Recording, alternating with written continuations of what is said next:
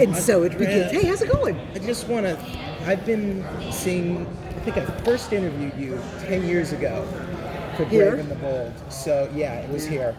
So, I just want to thank you and tell you how grateful I am for the impact Oh, nice of you. you've Thank had you very on me, much.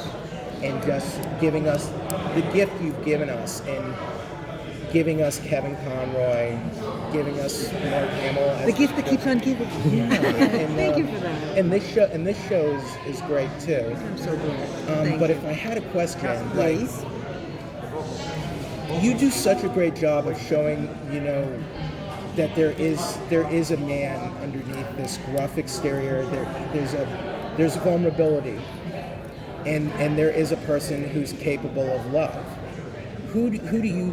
Was there ever a person you thought Bruce fit with the best? Be it Andrea Beaumont, Catwoman, Talia, or Wonder Woman? Wonder Best fans. Andrea Beaumont was. Was it you? That one was a great story. It was a great story, and we got to see a lot of Bruce Wayne's vulnerability in that. And I took that aspect of my job very seriously, which was bringing the emotional aspect of Bruce Wayne and Batman and all the characters, so that there was something not just for the action fans, but there was something for the female viewers as well as the more sensitive male viewers who are interested, because some guys, as you guys know, just want to see action. They just want to see a fabulous set piece, fantastic scene. But I wanted to find out, where does that come from? Why did that scene come to that?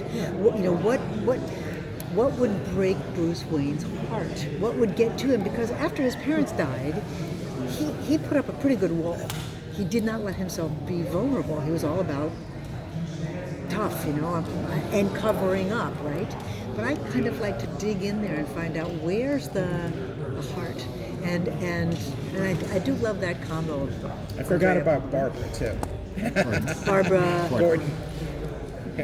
Well, that's a whole different. It's a sore subject. How did you decide on Will to play kind of Batman 2.0? We were very lucky that because of the success of Batman the Animated Series, a lot of actors who worked on that show went out to their agents and said, it's a great experience, and told their actor friends, it's really fun to work with this crew. So when we were casting the next show, a lot of actors reached out and said, I hear it's really fun to work on a Batman show with Andrea Romano and Bruce Timm and those guys. So my talent pool increased by about threefold. And we had an enormous number of people that we could audition for this, which we did. And when we got down to about 4 or 5 guys that we really liked for Terry McGinnis, we thought, how are we going to make this decision? Let's have them act with Kevin Conroy. Let's see how that dynamic is. Let's see who sounds really good with him. Let's see who sounds like they could have that wonderful dynamic of, they always kind of messed with each other, right? It wasn't, there are the episodes where Bruce Wayne kind of lets Terry McGinnis get beat up a bit before he steps in and helps him out, right? And Terry also messes with Bruce a bit because, old man, whatever. And I needed to find the actors that could bring that, knowing that we had Kevin. Kevin was a given. And so when we did the callbacks and had the actors work with Kevin, Will and Kevin just clicked. It was kind of like, it's like when you put on an outfit and you're like, no, that blouse and those pants look really good together. Better than those 3 other blouses that I tried on first. And just go, well, that's where we'll go then. Did they record together in the show? Actually, I was very lucky with that series. Almost entirely that was an ensemble record, meaning everybody was there at the same time, which was the way I like to work. And it has a practical side too, recording ensemble, which is if you were all individual actors in an episode with me, we run a scene together and you all have lines, and then we run it a second time, and then you say, I want to run it again and do my character a little bit different. Okay, we'll run it a third time, and then I got to pick up for you and a pick up for you. We know if we have it, right? We know if we've got the scene. If I'm recording you all by yourself, and 2 weeks later you, and 3 weeks later you, I have to record so many more versions of every line you do to make sure that I can cut it together so it sounds like you were in the room at the same time. So the practical reason is we could run a scene 3 times and know that we've got it. Move on to the next scene. Otherwise I have to keep recording. Andrea, So good. So For me, one of my favorite moments of Batman Beyond was actually in Justice League episode, the Once a Future Thing, written by script by Troy McDuffie. Uh-huh. Actually, friends with his widow, actually Charlotte. I'm going to see her later today. Excellent. Give her my love if I don't see her. Good. So that I'm sure that scene having Batman, young Batman, old Batman, and Will, that must have been an interesting experience to direct. I assume it wasn't in real time, or Kevin Conroy do the voice. Did you do it one at a time? No, it was ensemble. It was all. Oh no, I meant like did you do it in real time, like old young Batman and then? Wow, it's so long ago I can't tell you, but that's a very interesting thing because actors who do multiple voices, sometimes like multiple voices in a specific cartoon, say somebody's cast for 3 different voices, they may say, first time through can I just do character A, second time through character B, third time through character C. Or some actors say, just let me go back and forth. Let me just do that line, talking to that line, talking to that guy. And oftentimes they're talking to themselves as multiple characters. And some actors prefer to do that. So if they like doing it that way, for example, The Boondocks, I directed Regina King as both Huey and Riley. Thank you, Riley. And she liked to do just one character and then go back and do just the other character. But in other shows, say Rob Paulson, he would be Yakko Warner and Dr. Scratch and Sniff and Pinky all in the same episode, just recording one line after the other.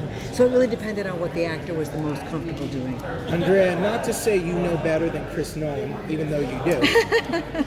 This show, you did the Ra's al Ghul, Ra's al Ghul line in Batman Beyond, where you have Talia correcting. Actually, it's Ra's al Ghul, a common mistake.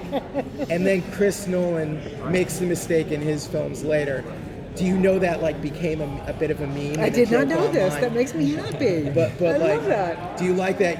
You got it right in your shows. I did. Well, when we first started using the name, we realized that it had never been spoken before. It had only been written. Right. So nobody had the proper pronunciation. It was kind of like when we decided in Superman to call him Lex Luthor as opposed to Luthor. It was sort of like we just looked at each other, Bruce, Tim, and I went, what should we say, Luthor or Luther? He's like, Luthor. Okay. And we made the decision. That's what we did. So this was Ra's al Ghul, Ra's al Ghul, Ra's al Ghul, and we just made a decision. Let's call it this. And then, what was it? One of the on-camera DC properties, I want to say maybe, not Flash. What was the one before Flash? Arrow. Yeah, Arrow. Yeah. Ra's al Ghul. And they pronounced it Ra's al Ghul. In Batman I think Begins, it was Ra's al Ghul. Right. So, everybody's got their own thing, and I wonder how the fans feel about that. I wonder if, damn it, it should be how we first I heard always it. go back to Batman Beyond, and I pull the clip where Talia's like, actually, it's Ra's al Ghul. A common mistake. Because Terry's the one saying Raz. Right. And then Talia corrects It makes it. me happy. Did anybody ask Denny O'Neill? I'm sorry, say Did anyone ask Denny O'Neill I don't know. how he pronounced it? I don't know. Okay. And I wonder if there ever was a conscious decision, because you look at how that's written. It could be said in a lot of different ways. Yes. Ra's al Ghul, right? Could have had the accent on the middle word. It could have all been different. So they came up with the rule to say if you're in the league, it's Raish, and if you're not in the league, it's Roz. Oh, I never heard that. That's what they've been saying lately. Oh, no kidding. That's interesting. And they kind of do that on Arrow, I think. Is Arrow still in production?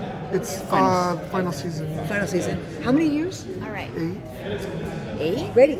Thanks, you guys. Pleasure. Enjoy the rest of the call.